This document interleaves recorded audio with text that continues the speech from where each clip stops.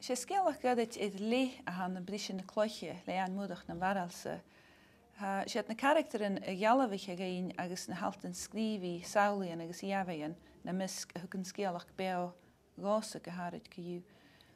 At a scéalach ga fuasclug amach sé dealamh iad an cáiste idir duine agus a bhain Catriana agus mar a gaharich an cáiste sa sin go túr iad a chud farcáir.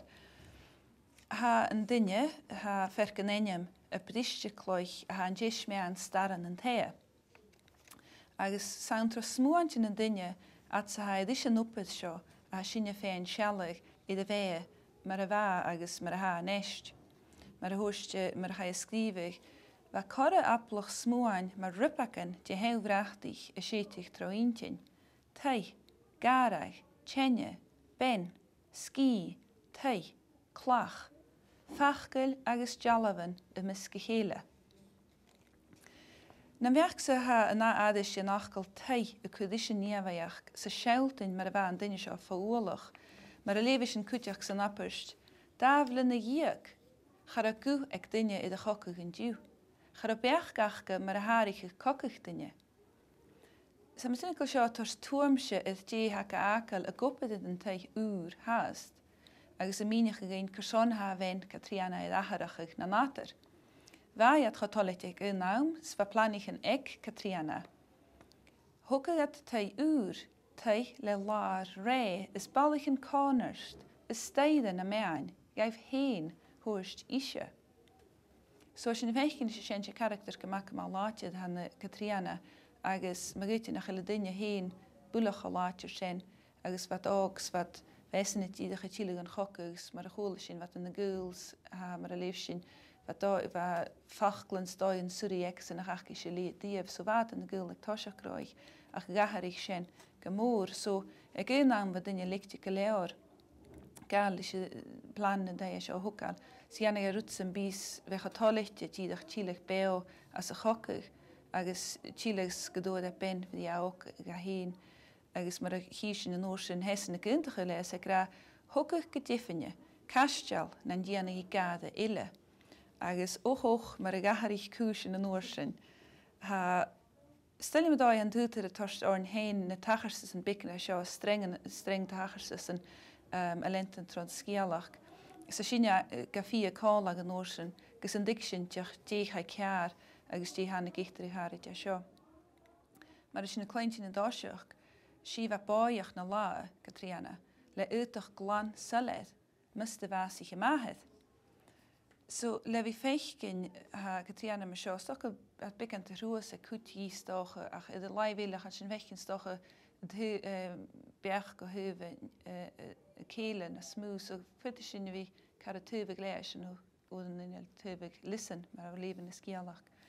So Catriana wach hij feo tíach mar eise geich gin ku uniken hiel agus ma goitile base ma het gaharich perse Catriana gotur. Sa senne kudis is skialach kuteach na sin levig galaf een blaas, galaf een fiachglen, hedik een oike agus hech na bilen let je tee.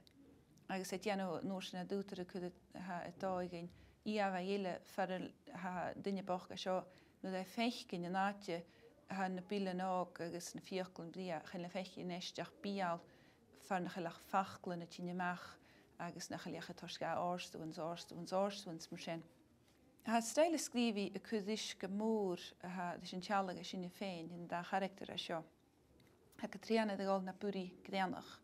Agus siad a fáca lef, siad a skrefachig, ha ei féo úne voor, agus ha chéle dinne er a gúleich get torst ar a féo gefatte, so na dei úra a seo, agus appa dusse le torst ahar a gegorische, na dei it's a doi prieneiche, mar is pleit, ge shallag ors de ginne.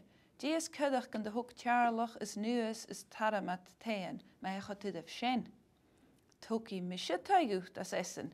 Sjög, ga toget het de haan voor a winge na fet o aslis. Teich je ginne, sna stroog gan se tullig. Transgealach mar sin an sjali an bikke seo a carnig suas gus 4 jalaf hors géine teach a mi hollichtes a haat rinne dúter glívan vi cruúch a sin géin. Me géidir ag dé in de skeal an djoi trúsig cruúi eile o Catriana ha an dinne dolteach na val getur. agus an hewa astar na sceála tugáil, agus an duine strí a nuí a thula síán a chaine éí na bheith mar éan caiich cin ciú taith ben cocu skis a thula síán na carna suas a bhain go chud trachéile. So hanna sentence an gadaid a chléach an mudacha seo a chudis an teannachas a scéalach sa thula síán sin goáiste sa sin féin seirta roga a sin. Agus saolaid lé a chléach an mudach cuideachgus roga a thurscéin gur a rudigin fat a cear chanachcha go dtíana hat a giise nada fiús bhaise dó bhaca i duine ríist mar a bheith deanú tríchas minic. Chanachci se gur a tripla deannach a sinne gaithcin sa níomhaid seo. Chapeléir hí a thuúlan a bheith géadaí na utain mar bhulicanin i uachgur locha dhearach. Súlan a bheith feichcin fúl an sa chloich. Is dúa sin hánig bás an duine glí aichar. Go hoppan, thug é seorsa a bhdépbás an társt as a hiún mar go bíag an orc is snéim a chud na grím. Is am sugar fiar a sin a bhór nach eich gotíach an norc as stoppu na grím agus a bíana sin na gövrachu. Chanin máis gríad na halt an scríbhí seo agus in staile sin a chud go mór dí chotarineach sa scialach. Is in feichin na dútar a cléach formulas an leip bíabhain an barstinéile mar isimplet bheith chríe a plúpatích de tuba scavan mar bhdeach gus borst locha. Agus Catriana bhach bheith is snachtarich mar so sin úlagat ar sin dealabh tíidech tí hatol sa scéalach. Heannas a cuiteach far a bhéile déanamh cumas idir na hörpan ag a héin agus örp na dúlaig siad le chéile is trí na bethe. Is dúi bríon tríise dí siúd, cafgraim, hipú agus mar sin han duine is stambúid na dúlaig is go facail maraf, chu maraf gúta ra í leon buia áicrí. Agus me géad an duine boch a básach ag san dearabhaite far a chud a héin críoch is béthe na dúlaig. Agus ag go harin cóla líomhascí skipulte agus ha bua bhór ag a sin chanin de líbit is cuiteach. So, na bharal sa go dú sé briseach na cloiche le anmúdach duine na scialach na seara hacin an suálik.